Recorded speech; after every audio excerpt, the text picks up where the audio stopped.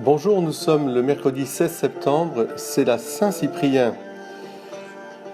J'avais envie de vous parler de cet évêque de Carthage, accompagné d'ailleurs d'une musique chrétienne tunisienne, en saluant mes frères et sœurs de Tunisie, avec cette chanson Sid El Massi.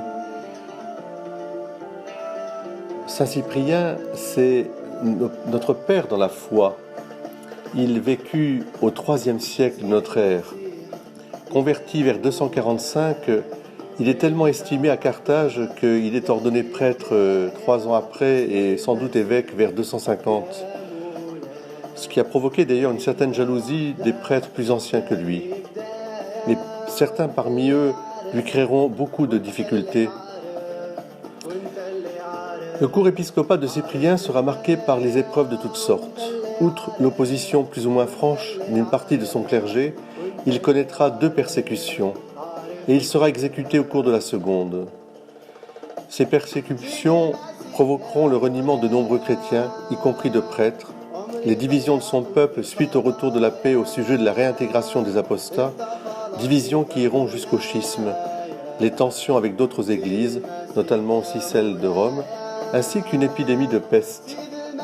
Et pour autant, Saint Cyprien restera fidèlement attaché au siège apostolique de Rome, et d'ailleurs il est fêté aujourd'hui avec Saint Corneille, pape.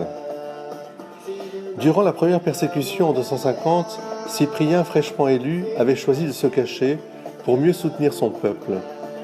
En 257, lors de la seconde, il est arrêté, et là, à la suite d'un procès dont les actes sont parvenus, il est condamné à l'exil.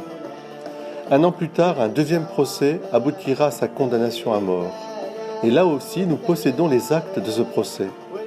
Il sera exécuté le lendemain de la proclamation du verdict. En ces 2 occasions, l'évêque de Carthage proclame fièrement sa foi, sans crainte aucun des juges qui l'interrogent.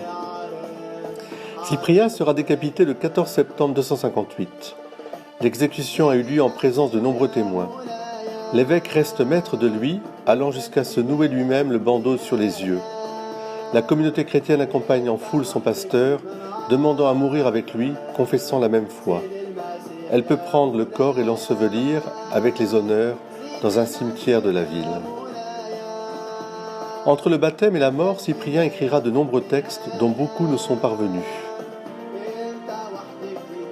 Je voudrais simplement aujourd'hui vous lire un de ces textes sur le combat spirituel.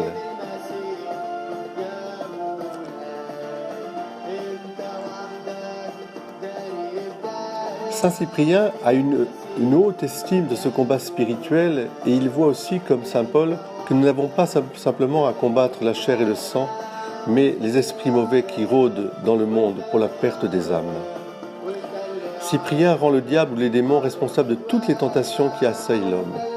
Ceci est vrai pour les grandes épreuves comme le sont la persécution, les divisions qui ont suivi, les schismes, mais c'est vrai également au quotidien. Derrière les idoles, le démon. Pour lui, les spectacles des cirques sont une invention du démon qui cherche par là à se faire rendre un culte. Rappelez-vous, c'était la folie, les gens assistaient à des mises à mort d'animaux ou de personnes. Cyprien sera donc un ardent défenseur de la rigueur et de la radicalité de l'Évangile. On ne peut pas être à moitié chrétien. Celui qui prétend appartenir au Christ doit la manifester dans toute sa vie, dont il doit bannir toute trace de la présence du démon. En même temps, Saint Cyprien n'est pas un fondamentaliste. Il sait la faiblesse de l'homme et il prône les moyens de remédier aux chutes inévitables. Jamais il ne condamne, mais il annonce la victoire définitive du Christ. C'est cela l'essentiel. La lutte qui oppose le diable et les hommes n'est pas un simple affrontement, mais une question de victoire ou de défaite, lesquelles se révèlent être définitives. C'est une question de vie et de mort. Pour lui, nous sommes comme une place forte. Nous devons combattre.